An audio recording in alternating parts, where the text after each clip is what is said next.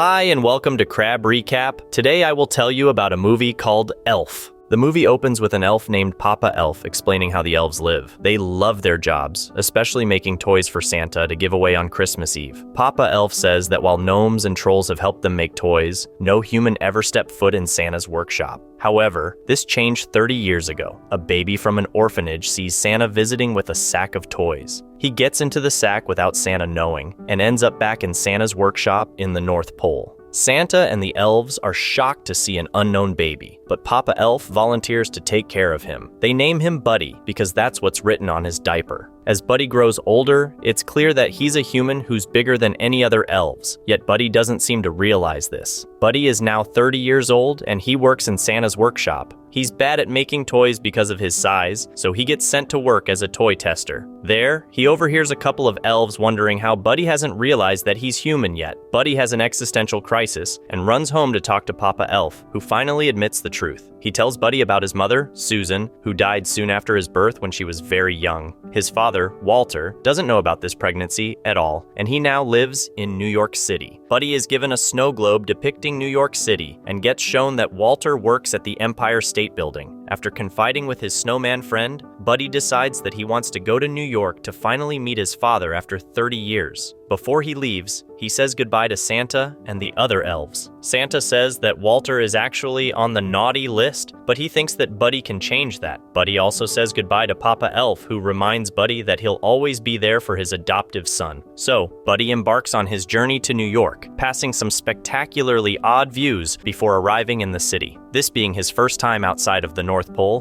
Buddy excitedly discovers city life and its silly wonders. He then heads to the Empire State. Because he's wearing an elf outfit, Walter's assistant thinks that Buddy is a Christmas telegram sent for Walter. She lets him into Walter's office, and Buddy excitedly tells him that he's Walter's long-lost son. Despite Buddy mentioning the name of his mother, Walter thinks it's a joke sent by someone, and asks if Buddy is also paid to sing for him. Despite being confused, Buddy starts singing a weird song about him being Walter's son. After some time, Buddy is escorted out of the building by 2 security guards. Being very naive, Buddy remains positive that he can convince Walter another day. Following a tip from the guards, Buddy ends up entering a department store that's currently packed with Christmas shoppers. Buddy has first experiences with perfumes, escalators, and even finds lingerie that's marketed as a gift for people's special person. Then, he gets spotted by a store manager who mistakes him as a staff member and takes him to the toys section. The staff in there are wearing elf costumes to amuse the children, which is why Buddy was mistaken as a staff member. He meets another staff member named Jovi, a beautiful but cold young woman. She initially gets annoyed by Buddy, but his playful and bubbly attitude stops her from being too mean. When the store is closed, Buddy is still inside as he has nowhere else to go. He decides to use his elven crafting skills to completely redecorate the toys section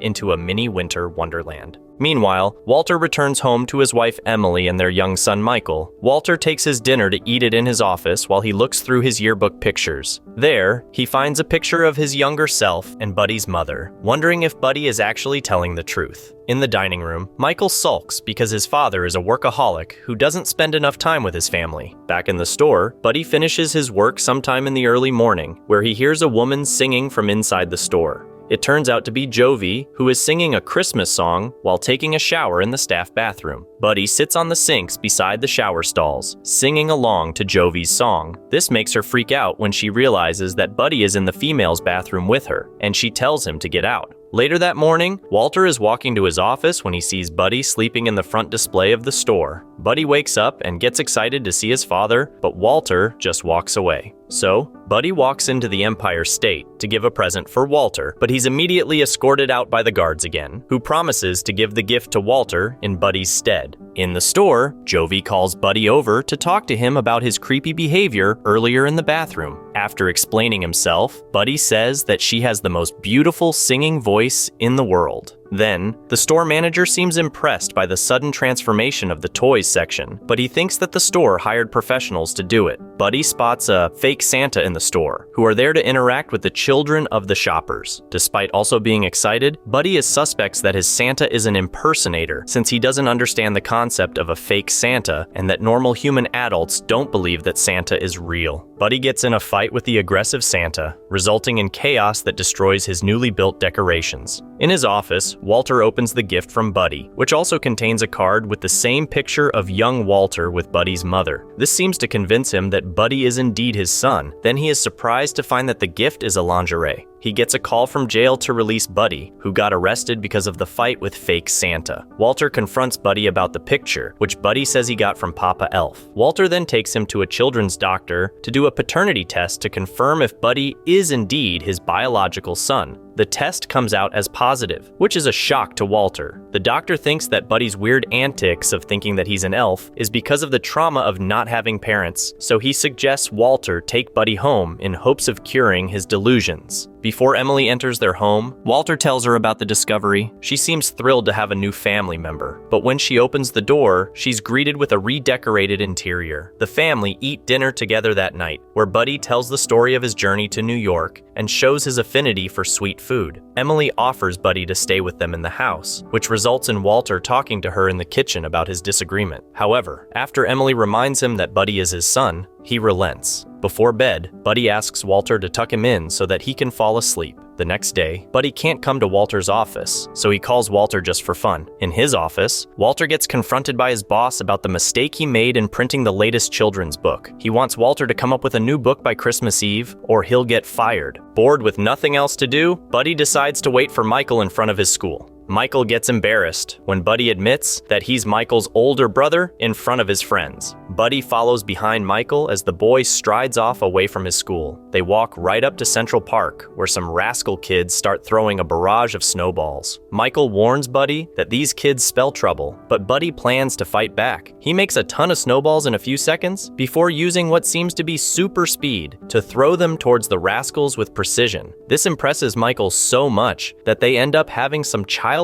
fun together in the department store. Buddy introduces Michael to Jovi, and Michael encourages him to ask her out on a date. Despite not being sure about what a date is, Buddy follows his brother's advice and manages to score a date with Jovi later in the week. The brothers eventually comes home to install a huge Christmas tree that Buddy has chopped down from the park. In his room, Walter talks to his wife about babysitting Buddy tomorrow, but she says she can't because she has work. She tells him to bring Buddy to his office instead, and that's what Walter ends up doing the next morning. He makes Buddy wear a work suit, making him look surprisingly dashing. Despite the outfit change, Buddy still acts like the friendly guy that he is, complimenting each staff member. Because Buddy is unintentionally bothering Walter's workflow in his office room, Walter has the idea to make Buddy work in the mailroom. Despite being shocked at the bleak conditions of the mailroom, Buddy starts getting interested by the gizmos in there. He also makes some friends with the other workers after he mistakenly added alcohol to his coffee. Meanwhile, back in Walter's office, his writers suggest that they hire a famous children's book ghostwriter to ensure the next book's success. When he's on the phone with the arrogant writer, he gets a call to inform him about a situation in the mailroom. It seems that Buddy has turned the place into a dancing stage. That evening, Buddy finally goes on his date with Jovi. The date is unconventional and very Buddy-like in nature. This childish amusement makes Jovi regain her happiness. They end the night by going to a big Christmas tree and ice skating under it. Buddy makes a move to kiss Jovi's cheek, but she pulls him into a passionate kiss instead. The next day, Walter is scheduled to have a meeting with the famous and arrogant writer Miles. Miles just started to describe his story pitch when Buddy suddenly barges into the room, claiming that he's in love with Jovi. He then sees Miles, who is a short person, and thinks that Miles is an elf. Though Buddy doesn't mean any disrespect by it, Miles is highly offended. They get into a fight before Miles leaves, ruining Walter's chance of getting a good story from the writer. This causes him to be very upset with Buddy, who seems to always ruin his plans. He tells Buddy to get out of his life forever. Buddy is sad, but he complies with Walter's wish. Then, Emily calls Walter to remind him not to work too late since it's Christmas Eve. By a stroke of good luck, Walter's writers found Miles's notebook where he keeps all of his book ideas, so they hurry to prepare a storyboard to be presented to Walter's boss tonight. Meanwhile, at home, Buddy leaves a goodbye note for his newfound family before his departure. Michael finds this note and panics. He hurries to go to Walter's office to tell him that Buddy is gone. However, Walter is currently pitching the important book idea to his boss. His boss reminds Walter that he'll fire Walter if the book isn't pitched tonight. Meanwhile, Michael is yelling at Walter about being a bad and selfish parent. After considering his options, Walter decides to choose his family and leaves the office with Michael. The two walk around New York City in search of Buddy. It turns out that Buddy is wandering around aimlessly in the city, all alone. Suddenly, something falls from the sky and crashes nearby.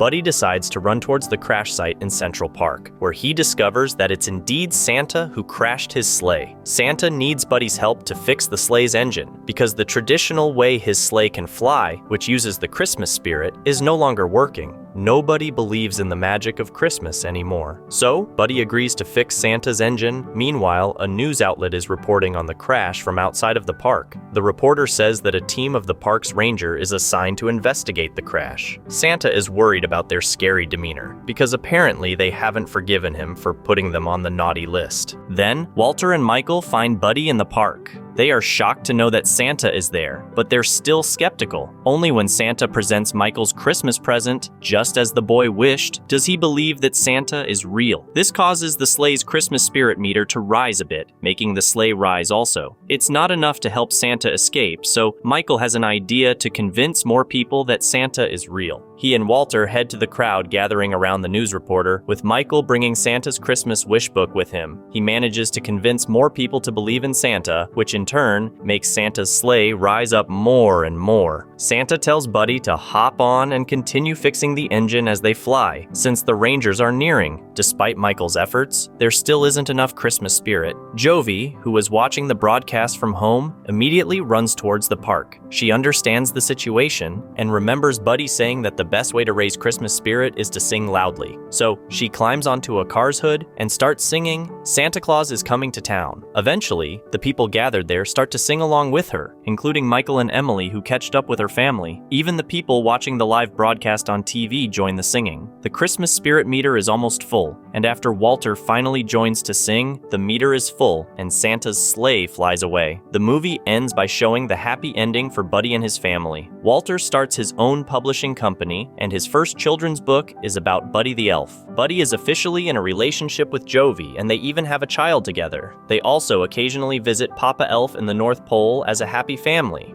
That's all for now. Thanks for watching. Write your opinion about the movie in the comments, and don't forget to subscribe so you don't miss new videos.